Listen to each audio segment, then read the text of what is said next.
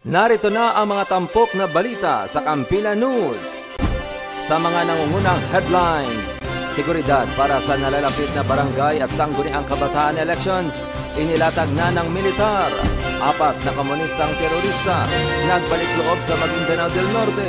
Seremonya ng kanilang pagsuko isinagawa sa 57 IB. Dahil sa pinaigting na community support program ng 90 IB, 3 pa ang BIFF, tuluyan ng iniwaksi ang armadong pakikibaka. 9 FAP, nakiisa sa Brigada Eskwela sa isang paaralan sa Pigkawayan, North Cotabato. 3 araw na Gender Sensitive and Responsive Investigation Training, isinagawa sa 6 ID. Mga kabataan sa Maasim, Sarangani Province, sumailalim sa youth camp na inorganisa ng 38 IB. At silipin ang malinaw at kalmado mga beach sa Sultan Kudarat. Hatid ay kaginhawaan sa mga turista.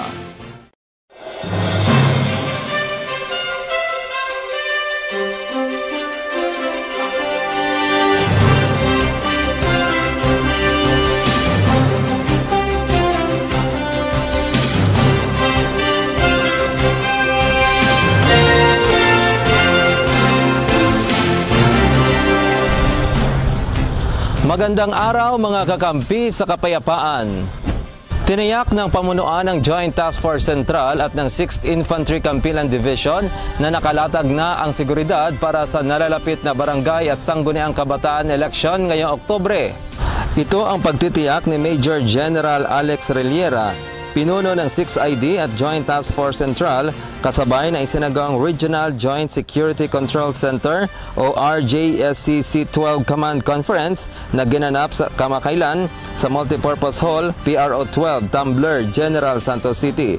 Anya, ngayon pa lamang ay nakaalerto na ang mga kasundaluhan ng JTFC, lalo na sa pagpapatupad ng mga checkpoints at patuloy na binabantayan ang posibleng politically motivated violence, lalo na sa mga areas of concern sa Rayon 12 na sakop ng 6ID, katuwang ang iba pang security forces. Ang RJSCC 12 Command Conference ay sinagawa bilang paghanda ng AFP, PNP, PCG at ng BGMP sa BSKA 2023 para tiyakin ang maayos, mapayapa at malinis na halalan.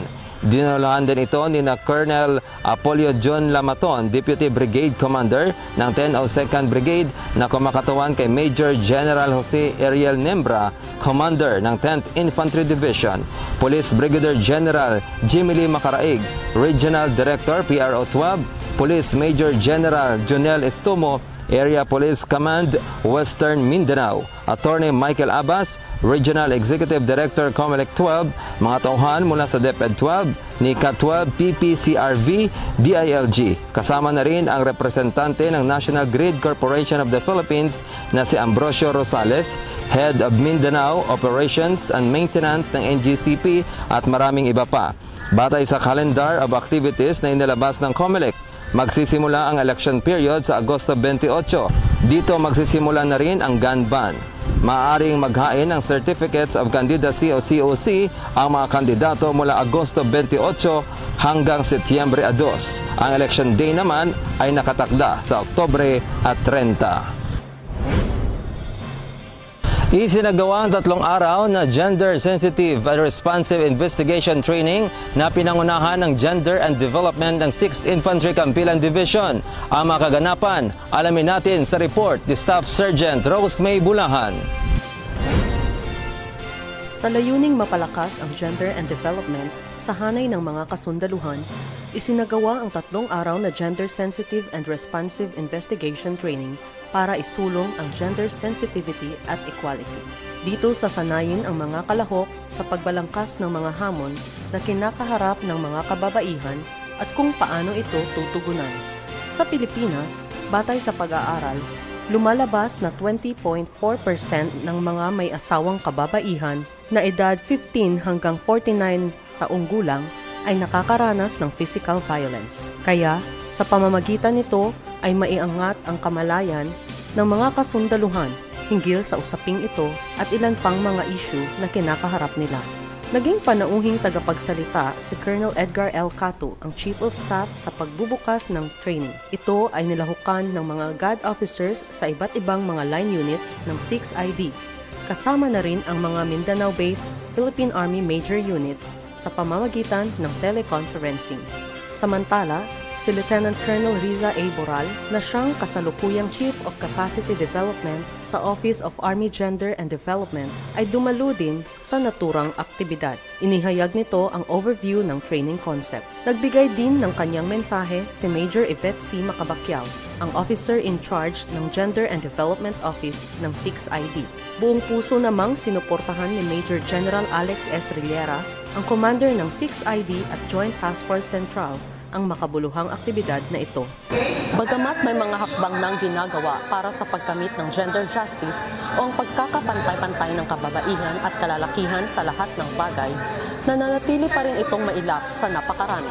Batay ito sa activity na isinasagawa ng mga kalahok ng training na ito, kapwa face-to-face at teleconferencing. Naglilingkod sa sambayanan, kakampi sa kapayapaan. Staff Sergeant Rose May Bulahan, Kampila News. 4 na komunistang terorista nagbalik loob sa Maguindanao del Norte. Seremonya ng kanilang pagsuko ay sinagawa sa 57 IB. Si Kakampi Corporal Blair Damo sa report.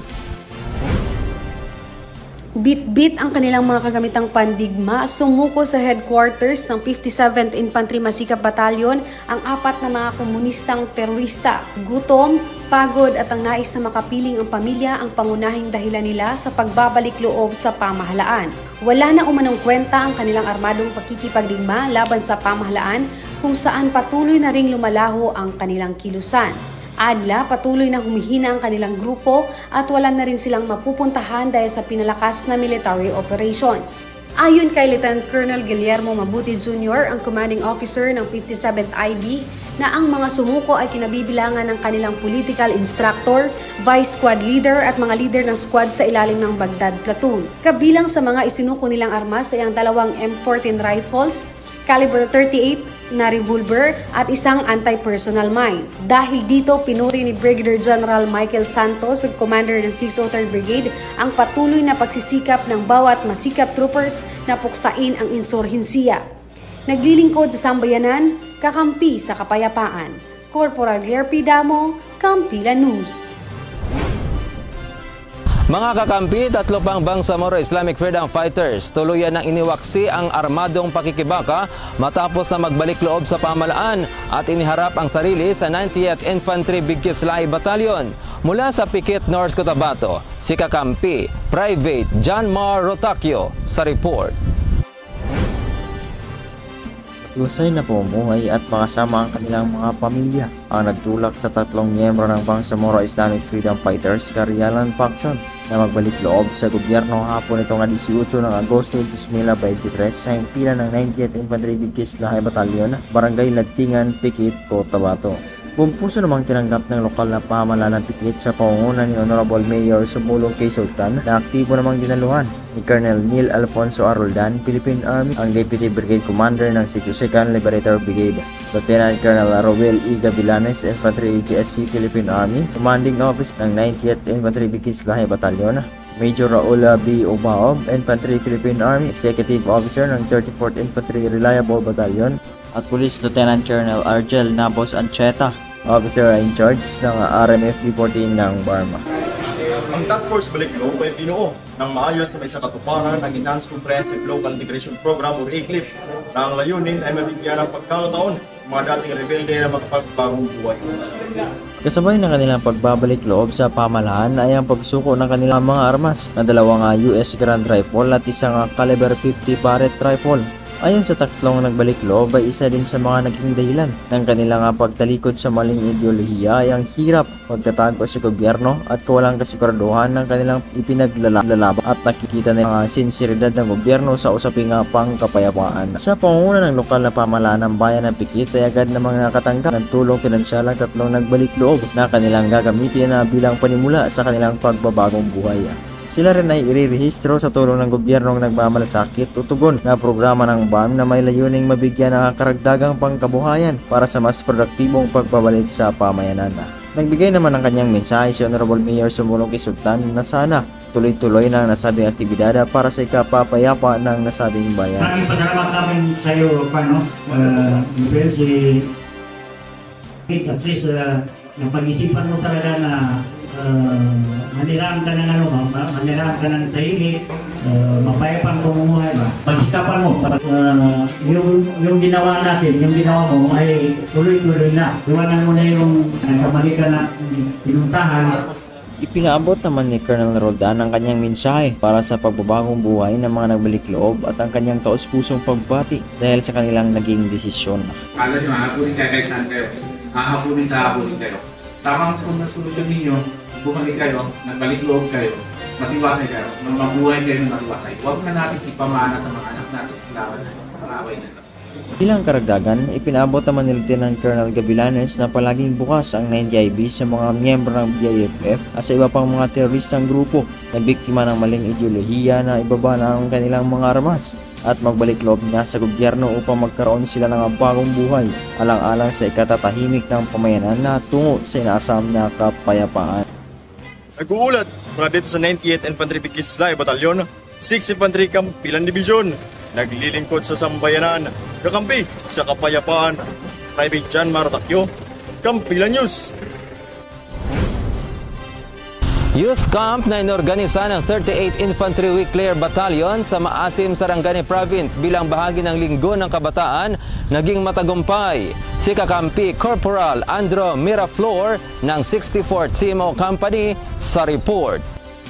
Matagumpay na nagtapos ang 200 kabataan na nagmula sa Barangay Kulon, Maasim, Sarangani Province sa isinagawang Youth Camp SK Sadyaan na may temang Hukbong Kabataan.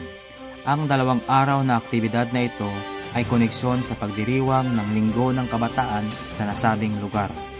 Ibinahagi naman ni First Lieutenant Alex Gatcho, CMO Officer ng 38th Infantry Battalion, ang layunin ng nasabing Youth Camp. Ang Youth Camp SK Sadyaan 2023 na may temang Hukbong Kabataan ay patungkol din ito sa Linggo ng Kabataan na isang pagdiriwang tuwing taon na kung saan ay may layunin itong ipakita o ipamalas ng kabataan ang kanilang galing sa anumang aspeto. Ipinaranas din sa mga kabataang kaluhok ang iba't ibang military exercises upang maipamalas nila ang kanilang lakas, tatag ng kaisipan at dedikasyon sa mga makabuluhang aktibidad. Nagkaroon din ng mga lecture patungkol sa mental health awareness, deceptive recruitment ng mga komunistang grupo at gender and development. Lubos ang pasasalamat ng sangguniang kabataan member ng Barangay Kulon, Maasim at ng LCAC focal person na si Jordan Amadora sa 38th Infantry Battalion sa pag-organisa ng SK Sadyaan 2023. Again, thank you so much for facilitating this activity. So as the LCAC focal person of the local government unit of Maasim, it is a great privilege and to handle these young people from Barangay Kulon and organizing this SK Sadyaan 2023. Sa mensahe naman ni Lieutenant Colonel Michael Angelo Canduli, Commanding Officer ng 38th Infantry Battalion, ang layunin ng Youth Camp 2023 na may temang Hukbong Kabataan ay para mabigyang pansin ang mga kabataan sa kanilang lugar na maging responsableng leader at higit sa lahat, mga leader na may pagmamahal sa bayan. Naglilingkod sa sambayanan, kakampi sa kapayapaan, Corporal Andrew Miraflor, Kampilan News. Tunghayan sa pagbabalik ng Kampilan News. 6 na loose firearms at mga bala ng pampasabog i-turn over sa militar sa Maguindanao del Sur. Paglalansag ng mga loose firearms pinaigting ng kasundaluhan ng 1st Mechanized Brigade. Mga residente sa isang barangay sa Pandag, Maguindanao del Sur na kinabang sa medical outreach program. At ang malinaw at kalmadong mga beach sa Sultan Kudarat hatid ay kaginhawaan sa mga turista. Yan at iba pang mga balita tunghayan sa pagbabalik ng Kampilan News. Kakampiyan!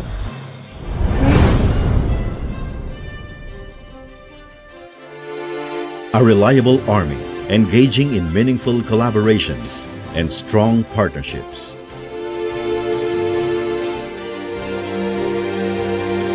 Serving sincerely and selflessly for the welfare of the Filipino nation.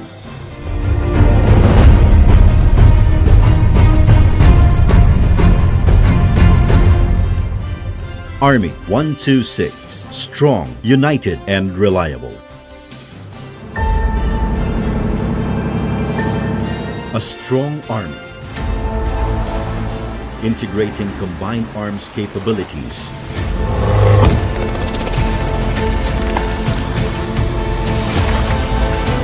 defending the country with grit and willpower.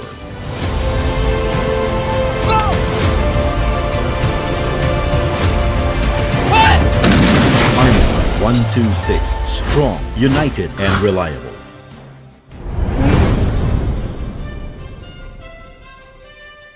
Mga kakampi, pinangunahan ng lokal na pamalaan ng bayan ng Sultan sa Barungis sa lalawigan ng Maguindanao del Sur ang Balik Baril program kung saan itinurn over ang mga loose firearms sa AFP at PNP. Mula dyan sa Sultan sa Barungis sa Maguindanao del Sur, tanggapin natin ang report ni kakampi, 2nd Lieutenant Angeli Calataro. Sa layunin na suportahan ang programa ng pamahalaan, 6 na loose firearms at 2 bala na high explosives mula sa mga residente ng Sultan sa Barungis, probinsya ng Maguindanao del Sur ang isinuko sa PNP at militar sa isinagawang Balik Baril program araw ng Martes, ika-22 ng Agosto na ginanap sa Municipal Hall ng naturang bayan. Pinuri naman ni 1st Mechanized Brigade Commander Brigadier General Andre B. Santos ang lokal na pamahalaan ng Sultan sa Barungis, Maguindanao del Sur sa pagsisikap na masuportahan ang programang ito at hinihikayat pa niya ang iba pang mga residente na may hawak-hawak pa ng mga ilegal na armas para isuko sa lokal na pamahalaan. Mismong ang alkalde ng bayan na si Mayor Alan Dato Angas Sr. ang nanguna sa turnover ceremony ng loose firearms at formal naman itong tinanggap ni na Municipal Police Station Officer in Charge, Police Lieutenant Alfred Gregory, 1st Mechanized Battalion Commander Lieutenant Colonel Jason Domingo at 1st Mechanized Brigade Commander Brigadier General Andre B. Santos. Sa mensahe ng alkalde, binigyang diin ito ang kahalagahan ng pagsuporta sa programa ng pamahalaan na Balik Baril program upang masugpo ang loose firearms na sanhi ng kaguluhan sa isang lugar. Dagdag pa niya ang pasasalamat sa mga barangay chairmans na lubos din ang suporta sa programa, lalo pa at nalalapit na ang barangay at sangguniang kabataan election 2023. Ang mga isinukong armas ay kinabibilangan ng mga sumusunod: 2 M1 Garand, 1 M79, 1 RPG, 1 K69, 1 grenade launcher M203 kasama ang 2 40mm high explosive na bala nito, at ito ay nagmula pa sa iba't ibang barangay ng naturang bayan. Nag-uulat mula dito sa munisipyo ng Sultan sa Barungis, Maguindanao del Sur, naglilingkod sa sambayanan, kakampi sa kapayapaan, 2nd Lieutenant Angeli Calataro, Kampila News. Balik Eskwela program inilunsad ng 9FAB kasabay ng isinagawang Brigada Eskwela ng isang paaralan sa Pigkawayan, North Cotabato. May detalye ang ating kasamahan mula sa Kampilan Defense Press Corps, kakampi Lizelle Miso ng One Gun Pilipinas.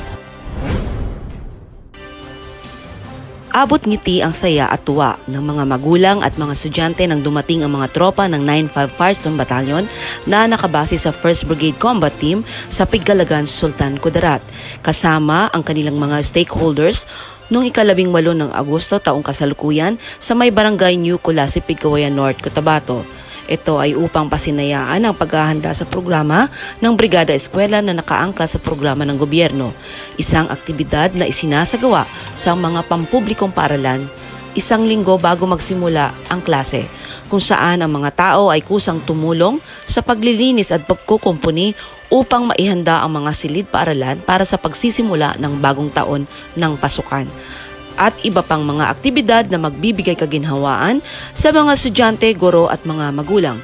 Kaya naman, abot suporta at di nagsasawa ang ating mga kasundaluhan mula sa 9FAB na pinamunuan ni Lieutenant Colonel Alvi de los Santos, ARTGSC Philippine Army at ng kanyang mga stakeholders bilang katuwang sa pagbibigay tulong.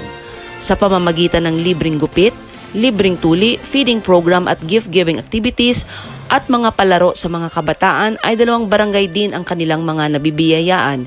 Ito ay ang Barangay Mulok at ang Barangay New Culase. Ang bayanihan para sa kanilang mga benepisyaryo na kinabibilangan ng mga stakeholders na nagpaabot ng kanilang mga tulong ay ang mga sumusunod. Macadamia Foundation Incorporated na pinamumunuan ni Maureen Cacabelos at Mario Cacabelos na siyang nagbigay ng Jollibee Food Packs. Taga Cotabato Cacong Incorporated President sa pamumuno ni Binibining Catlea Gicolano, Manor Hotel Owner na namigay naman ng mga backpacks at school supplies. Hearttech, Tantawan Eagles Club, BGMP, PNP, 1st Brigade Combat Team, Eagles Journal at FNO Digital News ng Kampilan Defense Press Corps at Mr. Saidi Musa ng Rotary Club. Tumalo rin ang mga lingkod bayan ng Munisipalidad ng Piggawayan sa ilalim ng tanggapan ng lingkod bayan bilang acting mayor na si Honorable Vice Mayor Jake Casi. Isa sa 2 barangay ang nagbenepisyo sa aktibidahan nito, lalo-lalo na ang Barangay Culase, Barangay Mulok, na nakatanggap sa ganitong activity. Matatandaan ang diwa ng bayanihan o pagtutulungan bilang isa sa esensya ng Brigada Eskwela sa pagsisimula nito ngayong taon. Ito ay isa sa mga binanggit ni Vice President Sara Duterte, ang Department Order No. 21 Series of 2023 ng ahensya o ang Brigada Eskwela Implementing Guidelines na magagamit ng mga paaralan upang mapanatili ang mga aktibidad at matiyak ang pagkakahanay sa matatag agenda. Ito ay bigay tayo ng school supplies, nagkaroon tayo ng feeding program, donation. Kabilang banda ay isang apila naman sa bayanihan, spirit ng bawat Pilipino na tumutulong sa paghanda ng ating mga paaralan para sa pagbubukas ng klase. At hinihikayat rin ito ang mga ibang sektor o NGO na tumulong na rin para sa pagkakaisa at kapayapaan sa ating bayan. Naglilingkod sa sambayanan, kakampi sa kapayapaan, Isko, Kampilan News.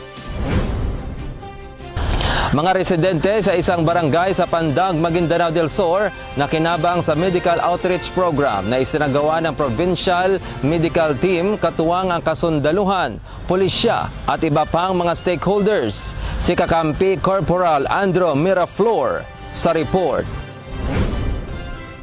Labis ang pasasalamat ng mga residente ng Barangay Upper Dilag, Pandag, probinsya ng Maguindanao del Sur sa isinagawang medical mission nitong Martes, August 22.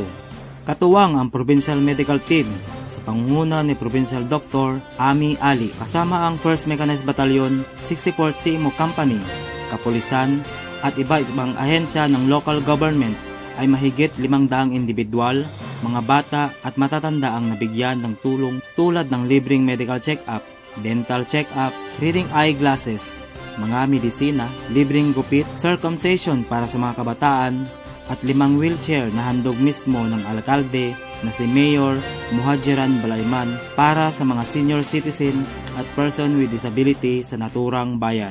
Sa mensahe ng alkalde, lubos ang kanyang pasasalamat sa mga bumubuo at nagbigay ng suporta sa isinagawang medical mission. Hindi lamang dito nagtatapos ang programang May Malasakit sa bawat pamilyang naninirahan dito sa probinsya ng Maguindanao del Sur. Bagkus, marami pang susunod na mga benepisyong ipamimigay na ikinasaya at pinasalamatan naman ng mga residente ng Barangay Upper Dilag. Maraming salamat po kay Dob at kay Mayor na nagbigay po sa amin dito sa Barangay Pandag at sa medical mission.